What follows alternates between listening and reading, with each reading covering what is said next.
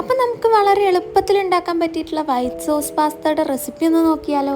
ആകെ 2-3 ഇൻഗ്രീഡിയൻറ്റ് മതി കേട്ടോ നമുക്കിത് ഉണ്ടാക്കിയെടുക്കാൻ വേണ്ടിയിട്ട്. അപ്പോൾ നമുക്ക് പെട്ടെന്ന് തന്നെ റെസിപ്പി ഒന്ന് നോക്കിയാലോ.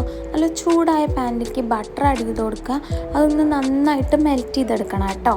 അങ്ങനെ നന്നായിട്ട് മെൽറ്റ് ചെയ്തിട്ടുള്ള ബട്ടറിലേക്ക് നമുക്ക് കുറച്ച് ഗാർലിക്ക് ആഡ് ചെയ്ത് കൊടുക്കാം. ഞാനിവിടെ കുറച്ച് അധികം എടുക്കുന്നുണ്ട് കേട്ടോ, കാരണം എനിക്ക് അതിൻ്റെ ഫ്ലേവർ ഭയങ്കര ഇഷ്ടമായതുകൊണ്ടാണ്. നിങ്ങൾ ആഡ് ചെയ്യുമ്പോൾ നിങ്ങളുടെ ഇഷ്ടത്തിന് എത്രയാണെന്ന് വെച്ച് ആഡ് ചെയ്തോളൂ കേട്ടോ. ഇത് കുറച്ച് ആഡ് ചെയ്തെന്ന് വെച്ചിട്ട് ഇതിൻ്റെ ടേസ്റ്റ് ഒന്നും മിസ്സാവാൻ പോകുന്നില്ല. അങ്ങനെ അത് നന്നായിട്ട് ഇളക്കിയിട്ട് കളറ് മാറി തുടങ്ങുമ്പോൾ നമുക്ക് അതിലേക്ക് 2.5 ടീസ്പൂൺ മൈദ ആഡ് ചെയ്ത് കൊടുക്കാം. എന്നിട്ട് നമുക്കത് നന്നായിട്ട് ഇളക്കി യോജിപ്പിച്ച് കൊടുക്കാം.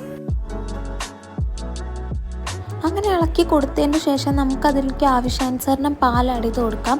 നമുക്ക് എത്രത്തോളം തിക്നെസ്സാണ് ആവശ്യമുള്ളത് അതിനനുസരിച്ചാണ് നമുക്ക് പാൽ ആഡ് ചെയ്യേണ്ടത് കേട്ടോ.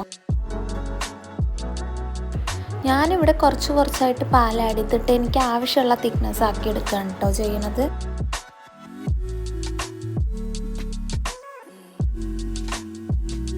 അങ്ങനെ ഈ ഒരു പരുവായിട്ട് വരുമ്പോൾ നമുക്കതിലേക്ക് പാസ്ത ആഡ് ചെയ്ത് കൊടുക്കുക. ഞാനിവിടെ ഉപ്പിട്ട് വേവിച്ചിട്ടുള്ള മക്രോണിയാണ് കേട്ടോ എടുത്തിട്ടുള്ളത്.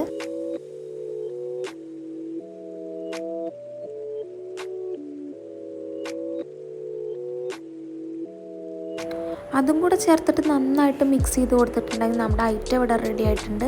അപ്പോൾ എല്ലാവരും മസ്റ്റായിട്ട് ട്രൈ ചെയ്ത് നോക്കണം. ഈ ഗാർലിക്കിൻ്റെയും അതുപോലെ പാലിൻ്റെ ഒക്കെ ഫ്ലേവർ ഇഷ്ടപ്പെടുന്നവർക്ക് ഉറപ്പായിട്ടും ഇഷ്ടപ്പെടുന്ന ഒരു ഐറ്റമാണ് കേട്ടോ ഇത്.